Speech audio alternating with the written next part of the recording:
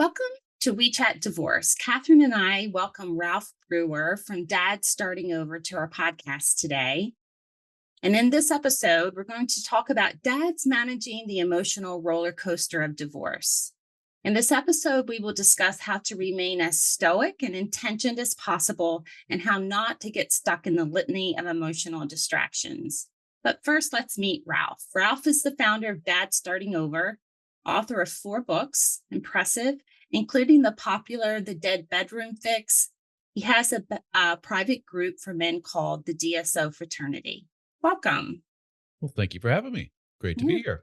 awesome. We're really looking forward to this discussion. I think it's going to be a really great ad. To get started, share your story with us. How did you get to where you are today and all of the good work that you do? Yeah. Oh boy, it's a good one. So buckle up. Um, Okay. about let's say it's 11 years ago now. I was married to my first wife, and we had 3 kiddos. The youngest being a year and a half of age, not quite at the time, and our marriage fell apart. I discovered an affair on my wife's part, and everything just disintegrated at that point. And I went through very much a kind of a rebuilding phase, if you will, of my life, who I was, personality wise. Financial was certainly a part of it. What am I going to do moving forward in life? I was like a lot of people that were married or in a long term relationship where you just think or feel or assume that your whole life is just kind of mapped out for you. And you know what you're going to do next week, next month, next year, kids, college, blah, blah, blah. And then all of a sudden life says, I don't think so. And you're left going, oh boy, now what? And there's, existential crisis, if you will, on top of all the stress of suddenly basically a single parent. Part of my ex-wife's, I guess you could say crisis at the moment was she kind of distanced herself emotionally and physically from the children for a while. And that left a lot of the onus, the responsibility for childcare and stuff was on me. I was always an involved parent, but it's very different when you're basically it for a while. There was a period there for several years where I mapped out how much time am I spending with the kids versus kids go to mom, and it was close to 80% of the time they were with me. And as a guy trying to juggle a career, trying to juggle, this existential crisis, if you will, and everything else, I seeked out forms of help. And one of those forms of help was therapy, went to a therapist. And a part of my own self therapy, if you will, was to try and go back and rekindle old interests. You can see behind me, for those watching video here, there's guitars behind me. That was something that I always was really into as a youngster, dropped it completely once I got married, had kids, got back into it again. And another thing was writing.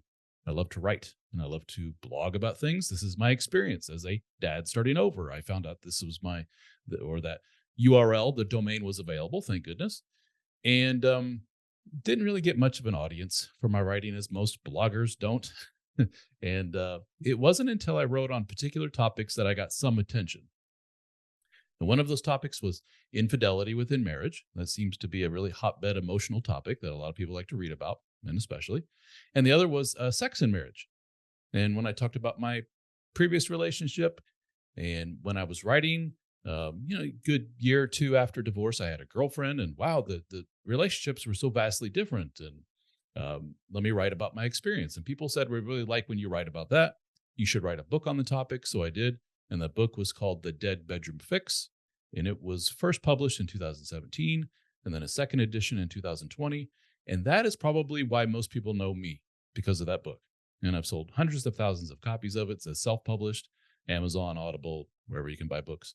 And because of that, because I had a large audience of people that came to me, I started a members only group for men to help them, men that are starting over.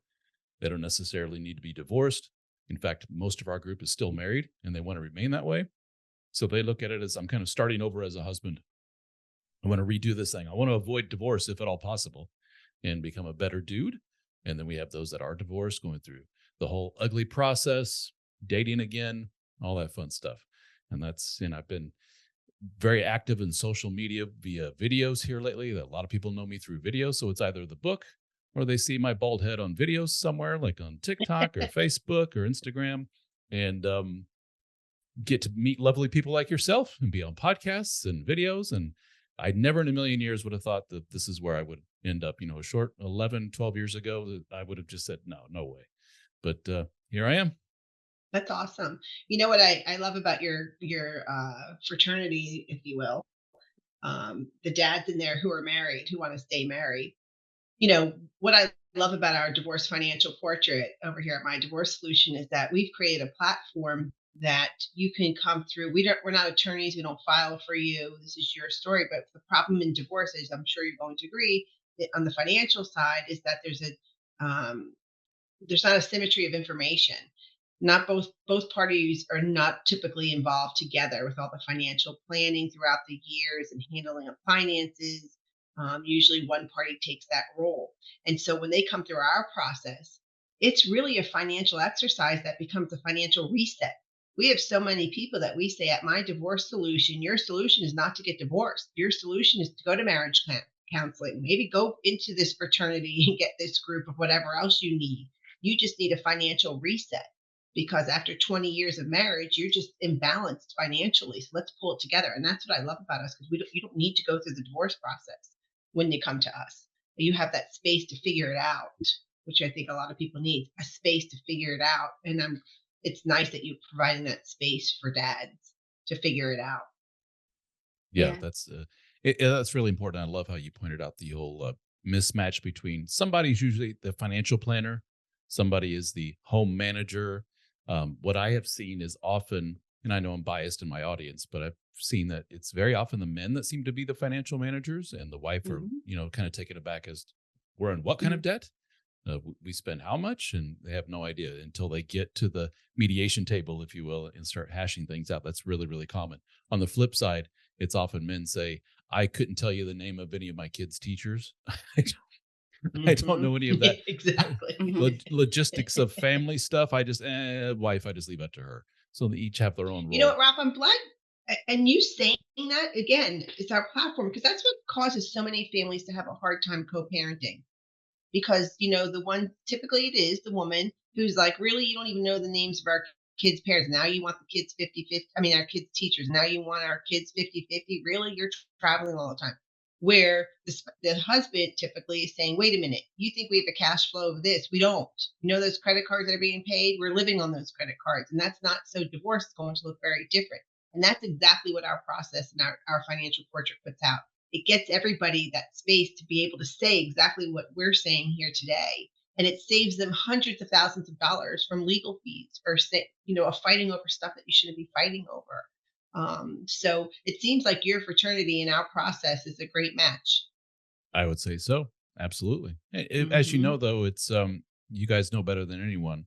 It's not a case of ones and zeros when it comes to money. There's emotion involved. And Yeah. anytime Yes. there's emotion involved, that just us men, we're kind of spectrumy in that way. We just look at everything so black and white. It's just numbers. It's ones and zeros. What's you make $5, you don't go spend $7. That makes no sense.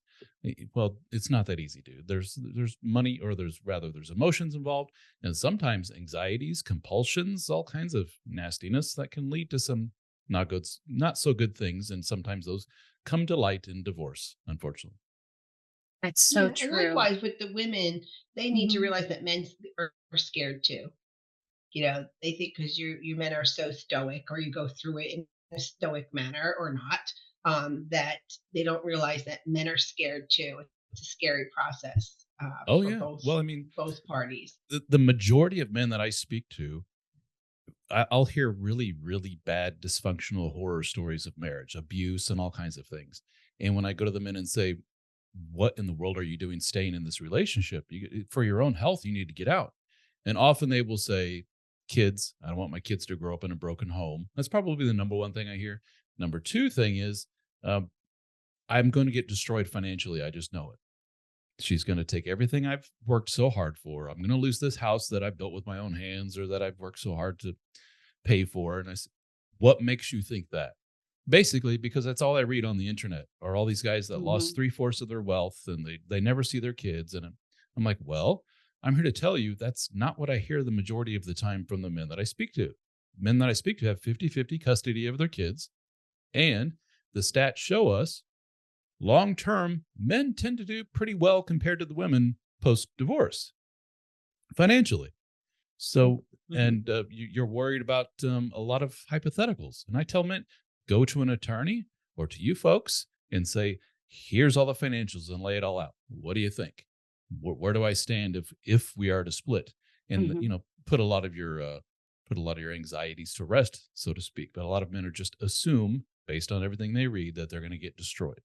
That's so true. And, this is where it comes to your comment as to you helping men stay stoic and intentioned, business-like, professional when, their lives are being upended emotionally. Often we'll have our clients, and again, mostly female, although we do have a lot of male clients. And frankly, we have a lot of male clients who pay for their spouses to come to us so that they can level the playing field financially, so to speak. But we will have clients who just make the conclusion that spouses has been the financial manager. And so everything is distorted, money's being hidden, I'm being cut off. And we'll take the opportunity to explain that not in all cases, but in some cases, that spouse, that financial manager of the family, is behaving as they've always behaved. You're just now emerging, wanting to know. And there's a way to get that knowledge without being accusatory or inflammatory in your request. So we're about the business of helping them on the other side be more pragmatic in their requests so that, in turn, the children benefit from a more, not amicable necessarily, but a more informed and intentioned approach to the divorce transaction.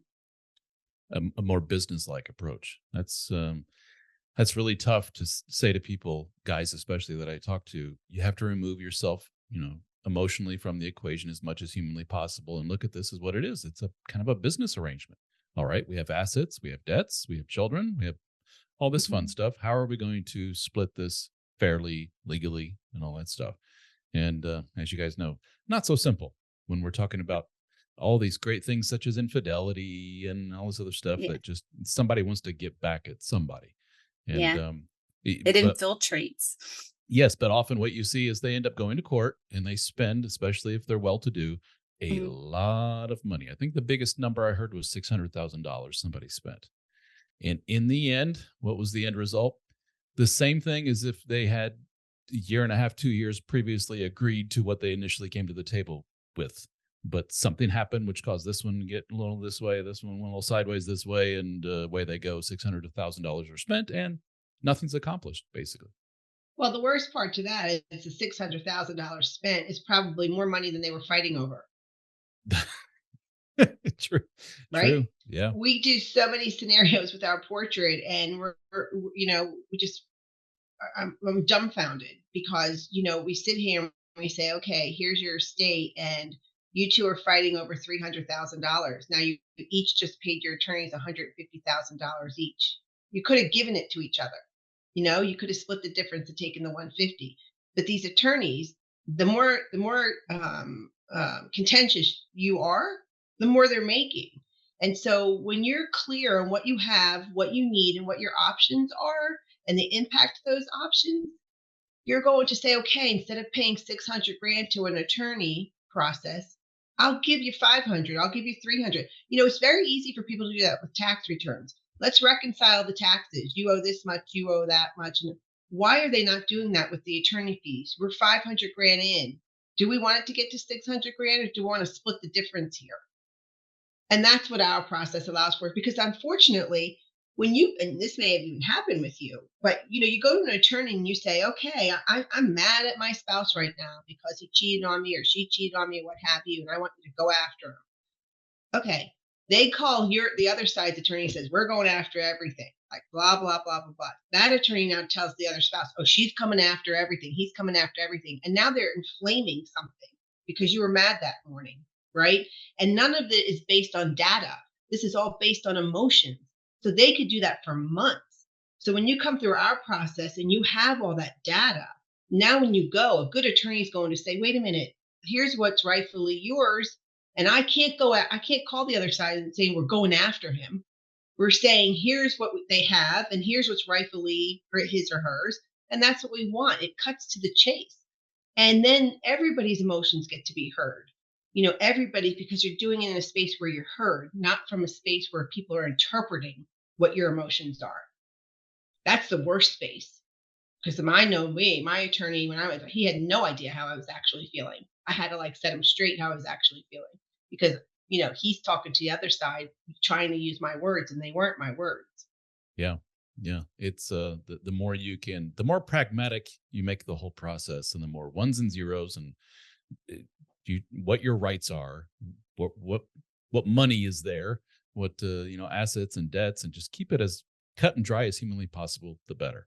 But easier said than done. Easier said than done. So true. When Yeah. you're dealing with two human beings. Yeah.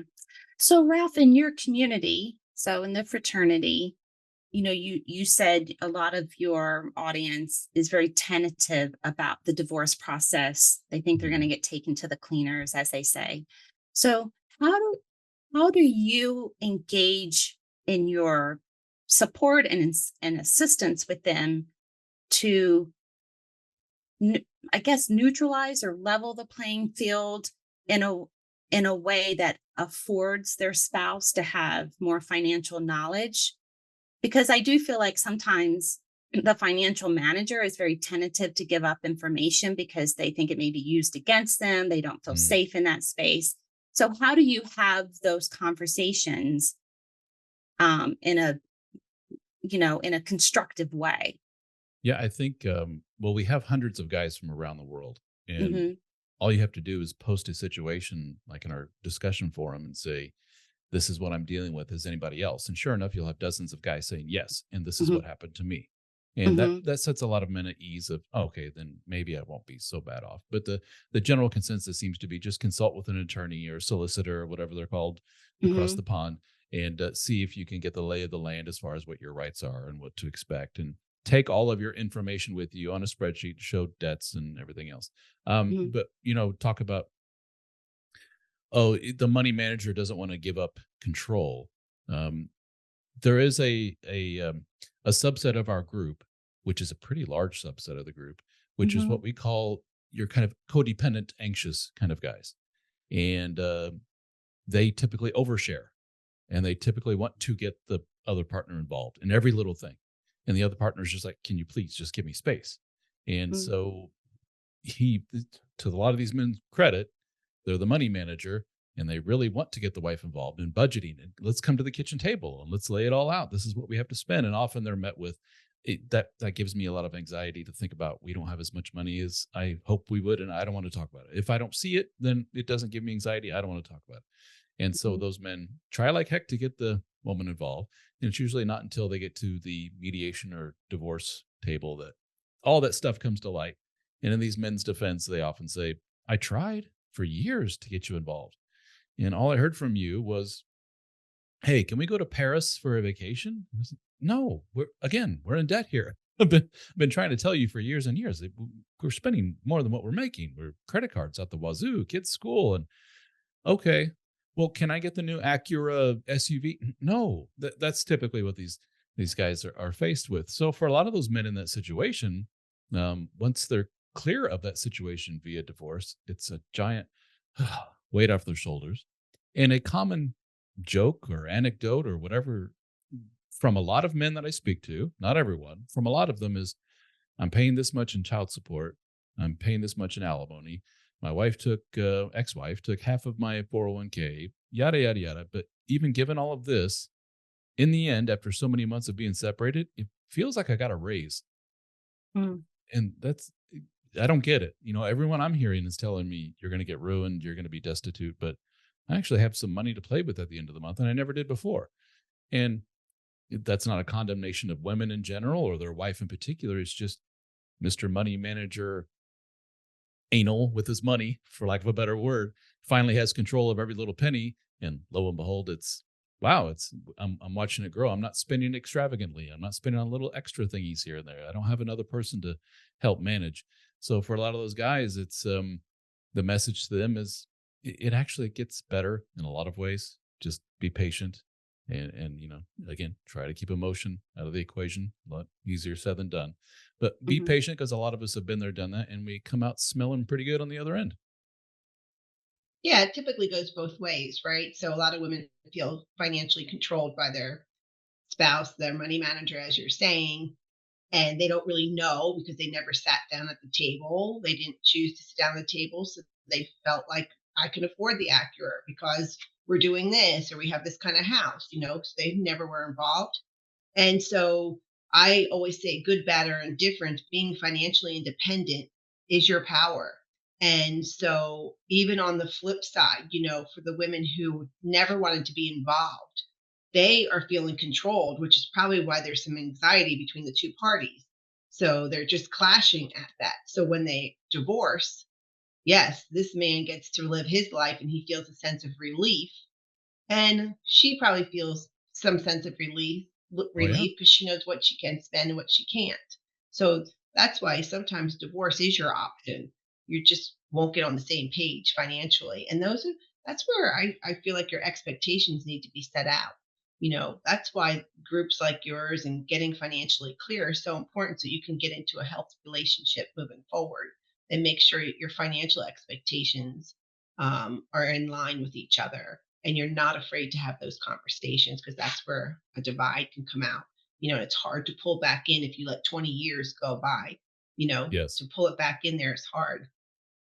absolutely. So your book then, which I have not read yet, so I find it interesting because people will talk about sex before they'll talk about money. Oh, That's for absolutely, sure.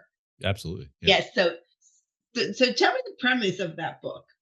It's a book for men, and it addresses what I have learned over the years is as hilarious as it may sound, the number one pain point for married men worldwide.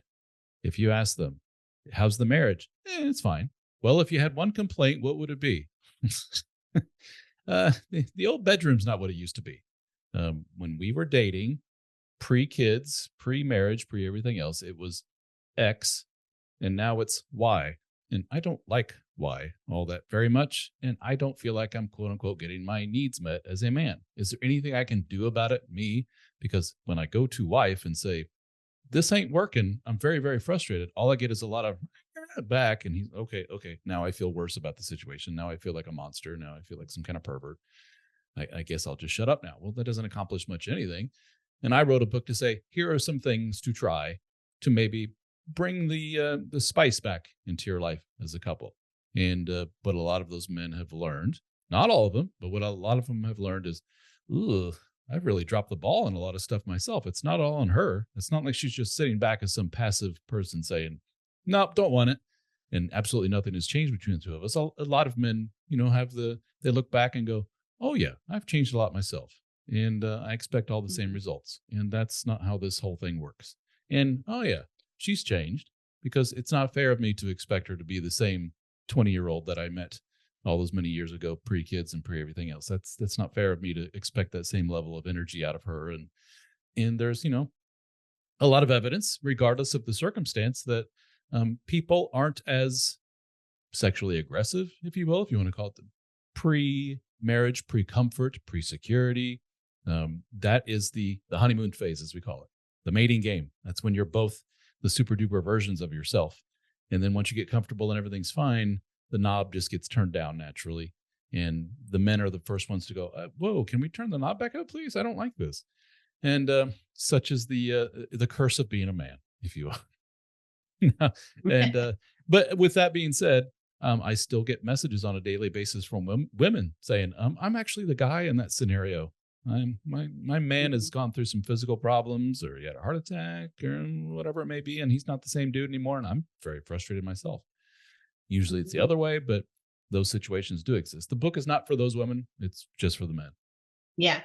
So I'm curious to know about your perspective and your insight from the responses that you get from the book or any questions that you get of the correlation between a financially imbalanced couple where there's stress, like you mentioned, a guy who is mad because his wife wouldn't come to the table and talk about their cash flow and what they actually didn't have, and the wife, they're financially imbalanced.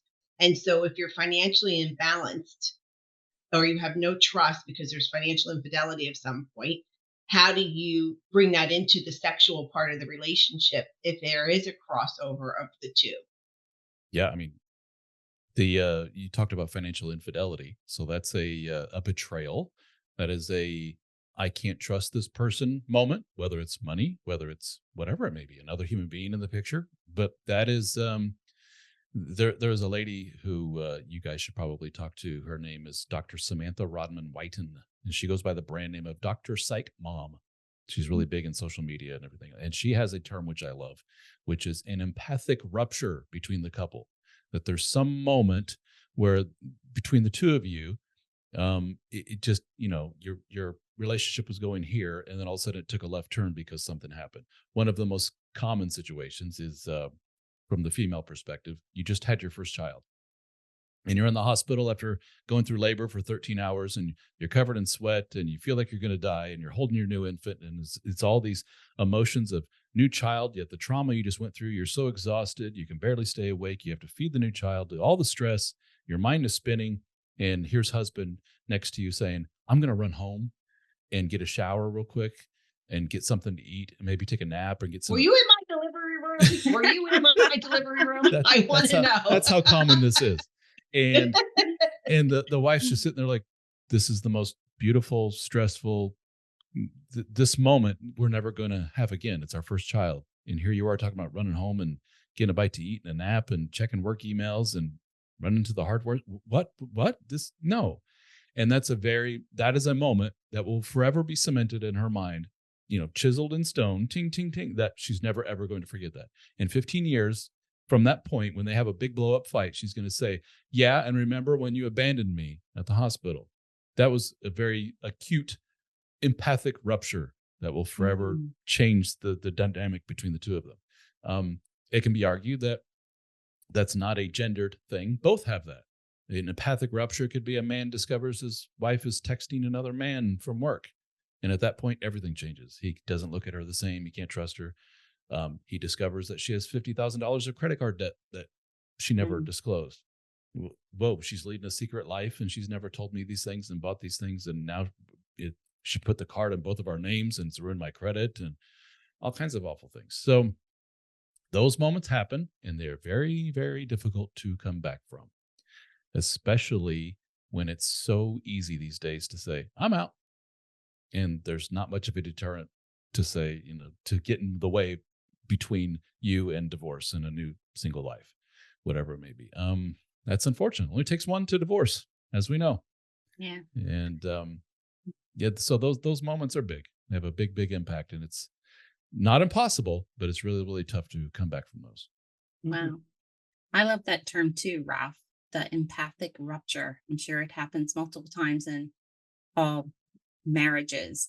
And so, just the fact that you say that, and I believe your community is similar to this as well, instead of rushing to the conclusion or the solution, getting your ducks in a row, so to speak. And, our platform allows for that. Like, just understand first, have some basic conversation, and then decide your next step. Because, cutting the cord too soon may not be what you intended to do.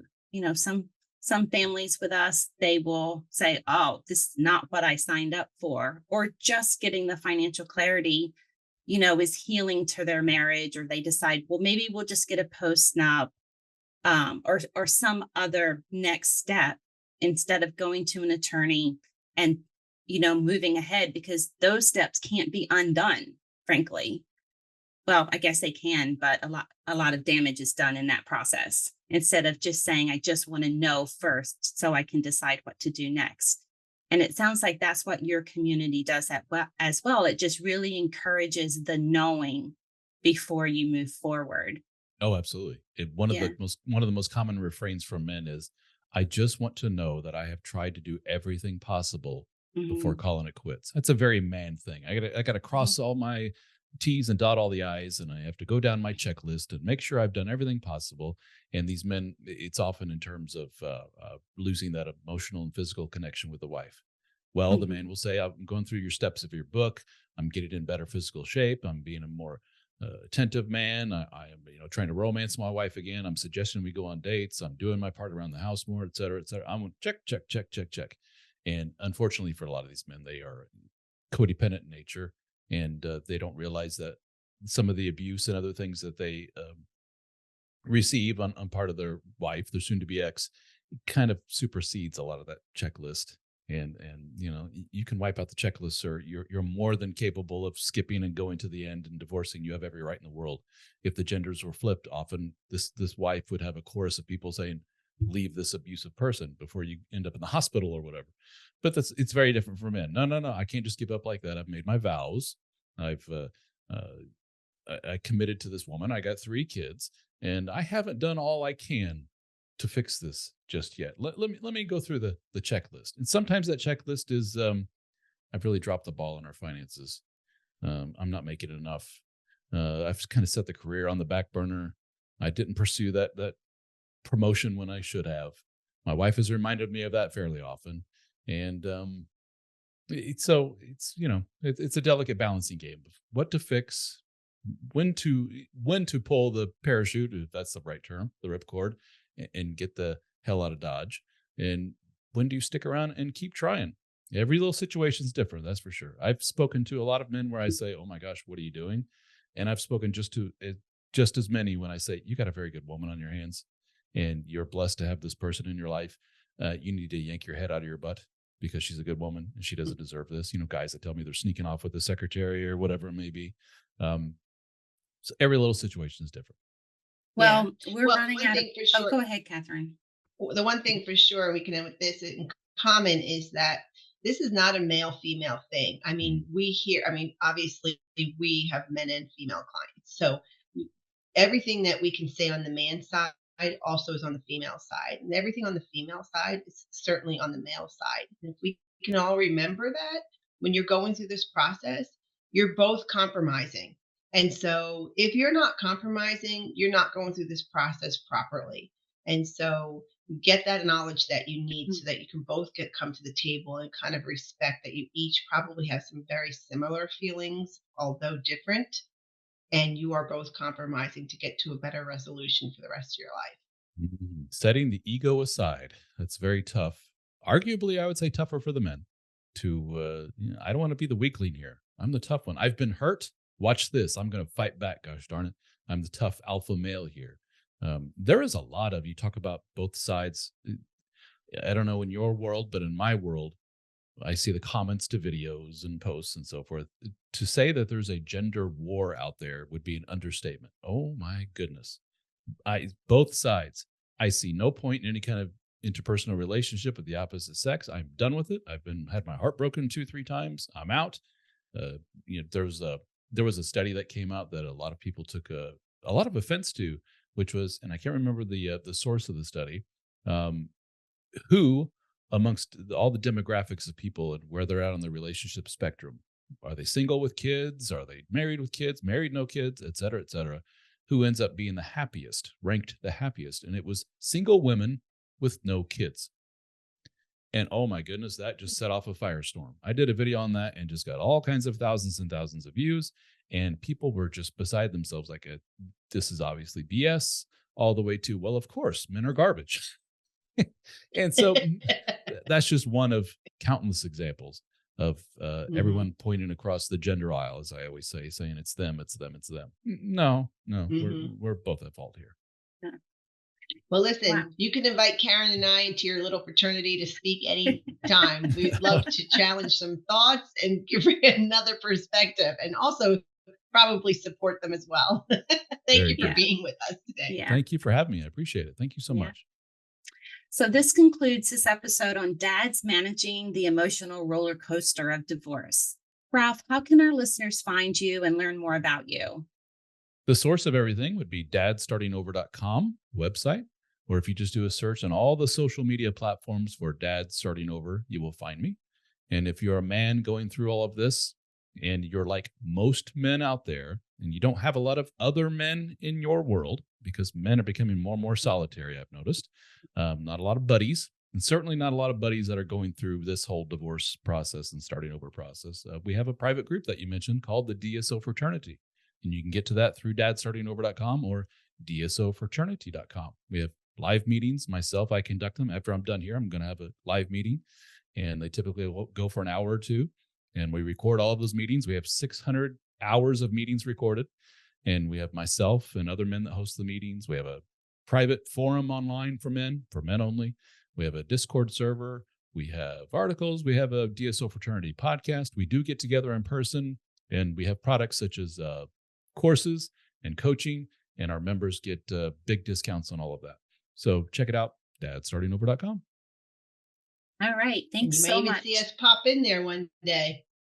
Very good. All right, ladies. Thank you. Thank you.